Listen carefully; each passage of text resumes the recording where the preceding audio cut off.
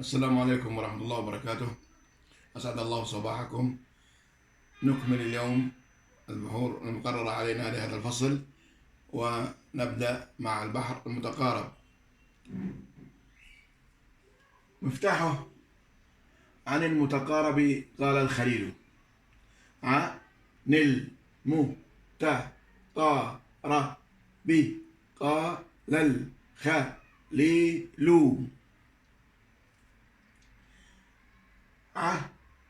ف مقطع قصير، مقطع طويل، مقطع قصير.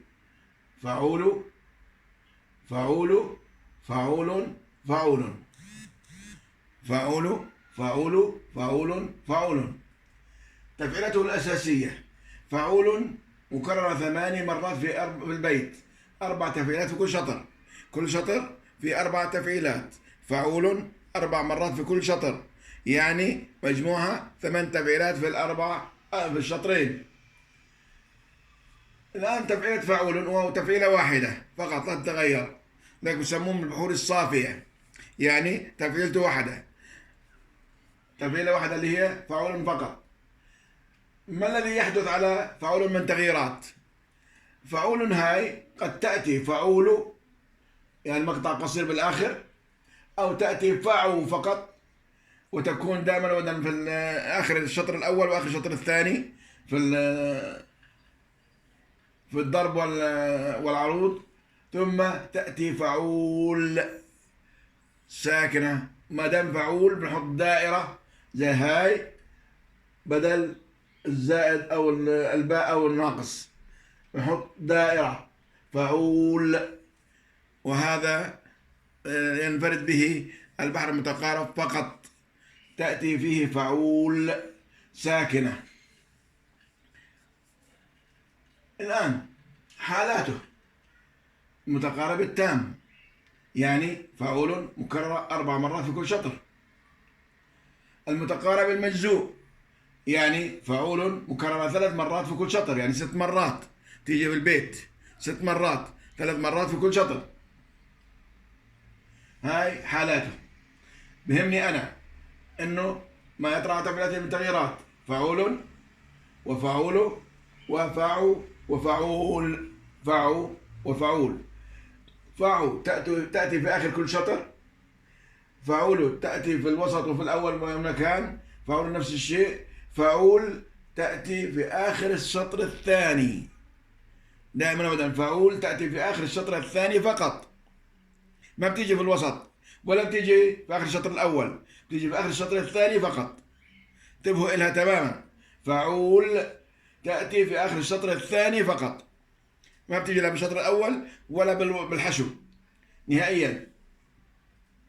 حالات البحر المتقارب: قد يكون تاما، يعني 4 تفعيلات مكررة في كل شطر، يعني 8 تفعيلات في البيت الواحد. أو متقارب المجزوء: فعول مكررة 3 مرات في كل شطر، يعني 6 مرات في البيت. الآن نأتي إلى تدريبات الكتاب.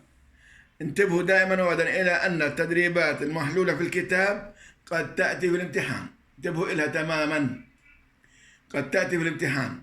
التدريبات المحلولة، الأمثلة المحلولة في الكتاب ممكن تيجي في الامتحان أيضا.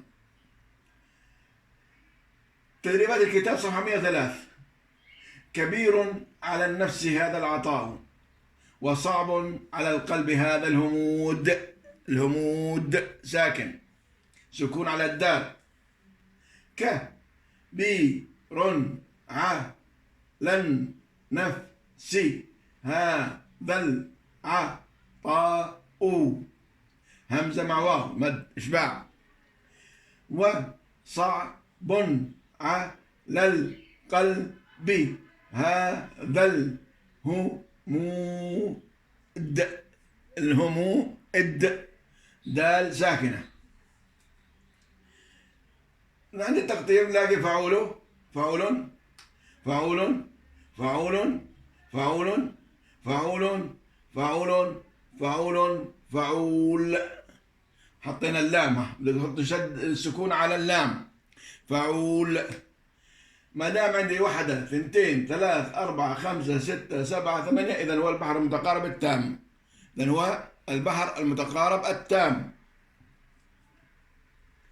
البيت الثاني: فإن تك عيني خبا نورها، أي ضعف نورها، فكم قبلها نور عين خبا. كم هنا خبرية تفيد الكثرة، فكم قبلها نور عين خبا. خبا كثير من العيون قد ضعف بصرها. فإن تك عيني خبا نورها، فكم قبلها نور عين خبا. إذن هنا قطعنا الحروف. التفعيلة الأولى جاءت فعول عادي، وهي من أجزاء أو من التحويلات التي تأتي على فعول موجودة. فعول فعو أيضا من التحويلات التي تطرأ على فعول. فعو. لاحظوا فعو أجت في آخر الشطر الأول، فعو أجت في آخر الشطر الثاني، ما أجت بالوسط، هنا بالآخر وهنا بالآخر، ولذلك نقول عنها تأتي في الضرب وفي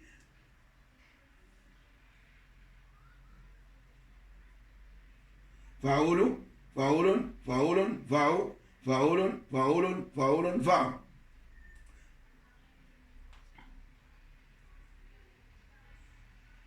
إذا ما دام أجت 8 مرات أجت، فهي المتقارب التام.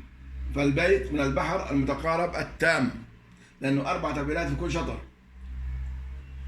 ويمطلنا في الحصوى في الهوى، ويمطلنا في الهوى فنصبر رغم الملل.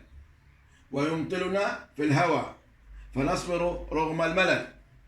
ويمطلنا في الهوى فنصبر رغم الملل. ويمطلنا في الهوى فنصبر رغم الملل.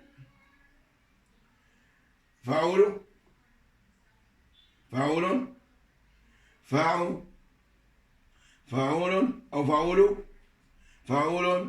فعو. لو عديناها نلاقي 1 2 3 في الشطر الأول، 1 2 3 في الشطر الثاني. إذا هذا بنقول عنه مجزوء البحر المتقارب.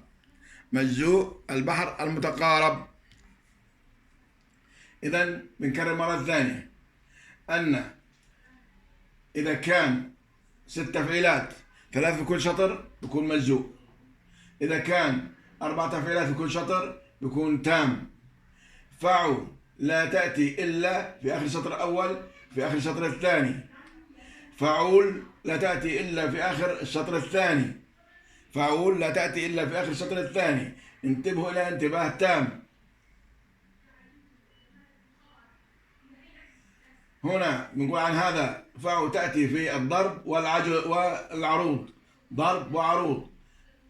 آخر الشطر الأول وآخر الشطر الثاني في ضربه وعروضه تأتي فقط، لا تأتي في الوسط، لا تأتي في الحشو، لا تأتي في الأول، لا تأتي إلا في الضرب والعروض، إما في آخر الشطر الأول وإما في آخر الشطر الثاني. انتبهوا لهذا الشيء تماما. هذا البحر ما هو سهل، في ألغاز كثيرة جدا، وأولها فعو وفعول.